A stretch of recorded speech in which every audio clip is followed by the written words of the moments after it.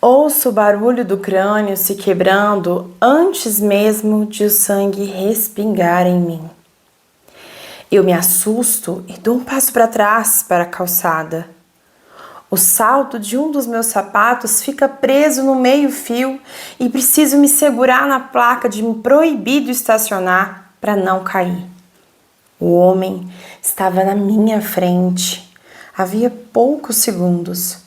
Estávamos no meio da multidão, esperando o sinal abrir, quando ele resolveu atravessar antes da hora e acabou atingido por um caminhão. Eu tentei segurá-lo, mas só consegui agarrar o ar enquanto ele era atropelado.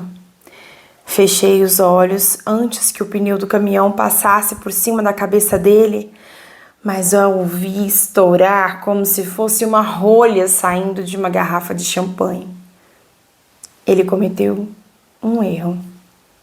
Ficou olhando a tela do celular sem prestar atenção, provavelmente por já estar acostumado a atravessar aquela mesma rua todos os dias, sem qualquer incidente. Causa da morte, rotina. Cara, eu fico arrepiada. Quando eu li esse livro a primeira vez, ele não tem nada a ver, não é um livro que vai falar sobre o assunto.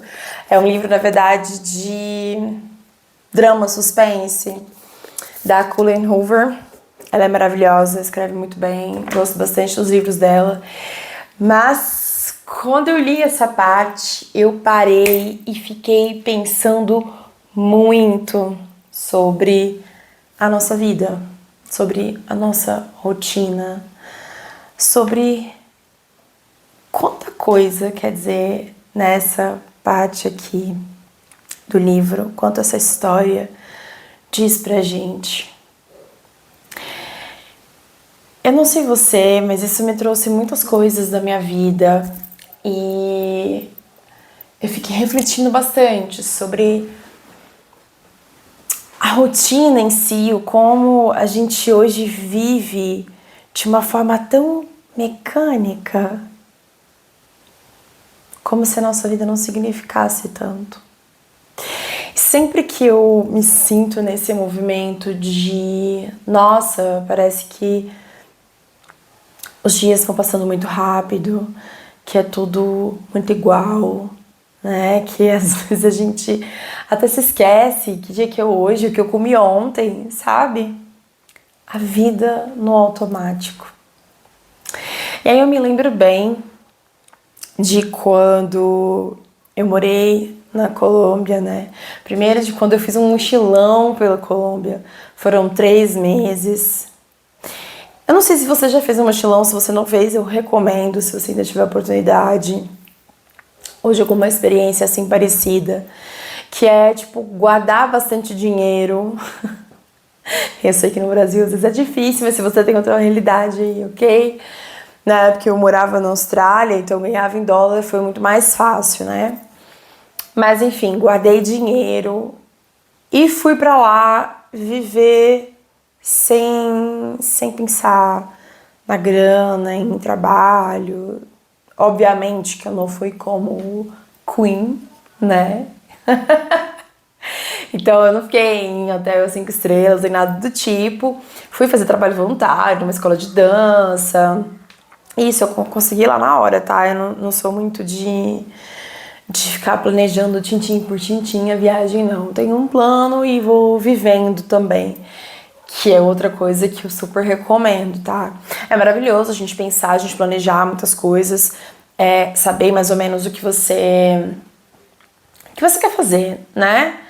Mas se tem algumas coisas que eu não curto em viagem, ficar ouvindo a experiência do outro, sabe? Porque isso sempre, no início ali, logo quando eu comecei a viajar, eu percebi o quanto as minhas vivências eram extremamente diferentes das vivências das outras pessoas, do que as outras pessoas tinham falado pra mim.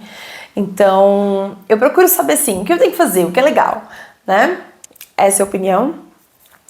Mas a minha vivência sempre vai acontecendo, né? E aí, quando eu fui pra essa viagem, quando eu fui fazer esse mochilão na Colômbia, foi muito isso, assim, eu tinha um planejamento e... Então, no início foi ocorrendo mais ou menos como planejado. Óbvio que a gente vai tendo aquelas coisas, as surpresas de coisas que a gente não imaginava, né? E com certeza foi 1000 vezes melhor do que eu imaginaria, né? Do que eu poderia ter planejado. E quando eu cheguei em Cali, que é a cidade que todo mundo fala mal, né? Mas que ao mesmo tempo os colombianos sempre tinham me indicado, porque afinal eu gosto de dança, né? De salsa. Então, Cali ia ser a cidade. Cheguei em Cali, eu tinha o planejamento de ficar 4 dias. Aí eu cheguei em Cali e falei, cara, não vou ficar aqui. Nossa, que cidade feia, né? Falei, 2 dias aqui basta, eu vou embora. Tem tanta coisa linda na Colômbia, não vou ficar aqui. E aí, quando eu saí, nessa primeira noite, a gente foi pra La Topatolondra, que é um lugar clássico de salsa por lá. Gente, eu gosto de guardar esse dia na memória, porque sabe quando você entra num templo? Juro, num templo, aquela energia, sabe? Aquela coisa. Foi isso.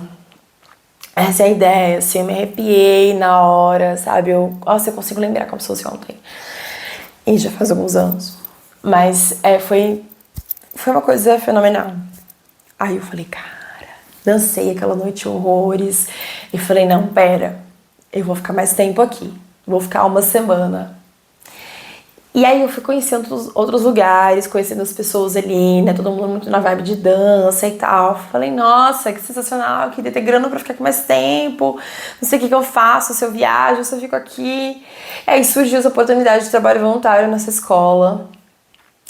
Eu agarrei, né? Falei, vou tentar, porque aí seriam mais 4 semanas em Cali. E aí eu consegui esse trabalho e fiquei mais 4 semanas por lá. Então ali eu já tinha onde ficar, né? Era um quarto que eu dividia com outras meninas que também eram voluntárias lá. E aí tinha a cozinha pra gente cozinhar e tudo mais, então ficaria muito barato, né? Até porque comer lá na Colômbia era muito barato. Hoje acho que ainda é, mas na época era muito barato, principalmente pra quem tava ganhando em dólar, né? Era quase de graça. Então foi muito fácil, assim. As coisas foram se encaixando, foram acontecendo. Eu fui embora de Cali com o coração na mão, porque foi sensacional. E eu me lembro muito bem que era todo dia dançar, né? E aí eu ia para um hostel, tomar banho de piscina, porque o fulano tinha, sabe, entrada de graça, a ciclana tinha isso, a gente marcava de subir o morro, né, das Três Cruzes que tem lá. Então eu tava sempre vivendo, sem uma rotina, né, muito fixa. A gente tinha a rotina do trabalho voluntário da escola, mas era sempre vivendo. E é muito engraçado porque hoje eu morei em muitas cidades, né? E o gostoso de quando a gente se muda é justamente isso, essa ideia de você viver como turista. De você procurar o que um turista vai fazer, o que eu tenho que conhecer dessa cidade. Que muitas vezes, na sua cidade natal, você não faz. Já vou até deixar esse convite. Seja um turista na sua cidade e você vai sair um pouco dessa rotina também. Mas aí foi assim, né? Sensacional essa viagem. Depois eu acabei saindo com o coração na mão, porque eu não queria deixar Cali. Pra vocês verem como é, né? Essas coisas, como a gente às vezes rotula alguma coisa que não é. E quando a gente sai do modo automático, quando a gente vive com presença, é muito diferente, sabe? Eu tento aplicar isso ainda na minha vida e vou te dar aqui algumas ferramentas para que para que você consiga fazer o mesmo, sabe? Tente sempre estar presente, diminuir o tempo de tela. Nossa, isso aqui é primordial, tá? Até ano passado eu sentia que estava pesando muito, principalmente com as minhas leituras, sabe? Ano passado eu comecei muito esse movimento. Esse ano eu vim pro YouTube justamente por causa disso, para deixar ali as redes sociais no geral, né? Sabendo que aqui também é uma rede social, mas é uma rede social que eu consigo assistir vídeos mais longos, que eu consigo treinar o meu foco, e a gente vai ter vídeo sobre isso aqui no canal. Mas me permite treinar essa presença que tem sido fundamental para eu conseguir ler. Hoje, esse ano, eu já li, a gente está em outubro de 2025, eu já li, eu diria que o dobro ou mais do que eu li ano passado, para vocês terem ideia, né? E a meta do ano que vem é aumentar isso aí. Isso sem contar o que eu faço de estudo e tudo mais, né? Então, eu consegui render, né, a minha vida intelectual tá muito mais aflorado do que no ano passado, justamente porque eu comecei a treinar o meu foco e a viver com presença. Então, essa é uma dica que eu dou pra você, tá? Comece a treinar seu foco. Se você ainda não tem o hábito de leitura, por mais que seja às vezes difícil, pegue coisas que você goste, tá? Isso foi uma coisa que eu fiz ano passado. Eu tava lendo só livro muito técnico, de coisas que eu queria estudar e tudo mais. Então, por exemplo, esse ano eu tô aqui, ó. Tô lendo esse livro, ao mesmo tempo que eu tô lendo outro de literatura que tá na minha cama, ali do lado da cama, né, no criado mudo. E tô lendo mais outro que fica lá na cozinha, que a gente vai falar aqui sobre os hábitos também. Então todos têm o seu momento de leitura, então eu acabo tendo 3 momentos de leitura no meu dia. E eu vou fazendo assim, sabe, anotando, estudando. E mesmo dos de literatura, eu aprendo muita coisa também. Eu sempre paro para refletir, né? Estar presente, para pensar na história. Isso e a gente ir treinando essa presença também. Outra coisa que eu posso te recomendar é sair mais com seus amigos, converse mais com seus amigos, conviva mais, tenha mais vida social. A gente acaba saindo um pouco dessa rotina também, mesmo no meio de semana, que eu sei que é difícil, tá? Eu sei que é difícil. Mas tenta um dia, talvez aquele dia que foi mais pesado pra você, que foi extremamente cansativo, liga pra aquela amiga, sabe? Conta pra sua amiga como é que tá esse dia. Escuta as histórias da sua amiga, riam juntas, sabe? Ou se você tem uma amiga que mora perto aí, que vocês conseguem, olha, vamos ali tomar um chá? Ou um café à noite é difícil, né? Mas vamos ali tomar uma tacinha de vinho, vamos sentar num parque, vamos caminhar num parque, né? Que você já faz as duas coisas juntos, a atividade física e o desabafo e sair dessa rotina, né? Então, isso é muito importante, a gente conseguir criar esse movimento de estar presente. E quando a gente consegue também estabelecer uma rotina de exercício físico, que ajuda muito, mais do que a gente imagina, tá? O exercício físico, ele é extremamente importante, ele é um antidepressivo comprovado, tá? Cientificamente, o mais potente de todos. Então, se você tá precisando de dar um up na sua vida, por mais que o início seja difícil, porque começar uma atividade, começar um hábito é sempre mais difícil, mas depois a gente vai dando continuidade. Então faça esse esforço, vai fazer atividade física. Se você precisar de companhia para isso, chame um amigo, né? Vá com essa pessoa, crie essa rotina ali, mas que vai te ajudar, né? Por mais que seja rotina, que vai te ajudar a estar presente. Não fique com o celular nesse momento, para que você consiga, de fato, aproveitar, né, a energia que vem ali do exercício físico, aquela endorfina, e não ficar aqui, né, tô fazendo, tô aqui mostrando para o meu corpo que eu tô presente, mas ao mesmo tempo eu não estou. Não é muito coerente. Então, não seja essa pessoa que fica ocupando os aparelhos por 3 horas enquanto a gente fica esperando, mas ao mesmo tempo que tá treinando esse mini foco, né? Seja a pessoa que tá ali presente, que tá sabendo o tempo de espera, que tá prestando atenção no seu corpo, nas reações do seu corpo. Então, seja essa pessoa, tá? E no mais, tente incrementar coisas novas, sabe? Num dia qualquer, né? Coloque uma comemoração por um dia que foi muito bom, ou no dia de aniversário de namoro, ou no aniversários de pessoas também, né? Gosto muito disso na minha família, a gente sempre comemora aniversários. Então acaba que a gente sempre tem uma festinha, um encontrinho, uma festinha, né? O encontro da família ali no meio da semana, que vai quebrando essa rotina.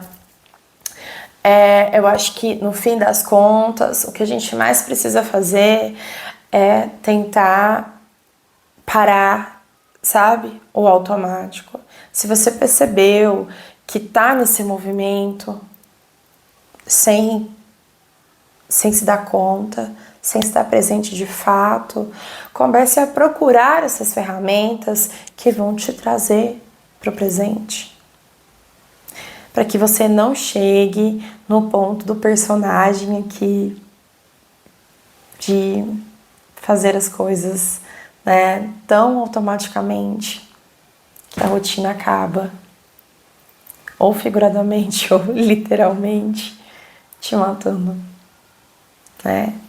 E é muito, eu acho muito engraçado que a gente até nos hábitos, né, que a gente faz todos os dias, essa constância é que nos traz os resultados, sejam eles positivos ou negativos.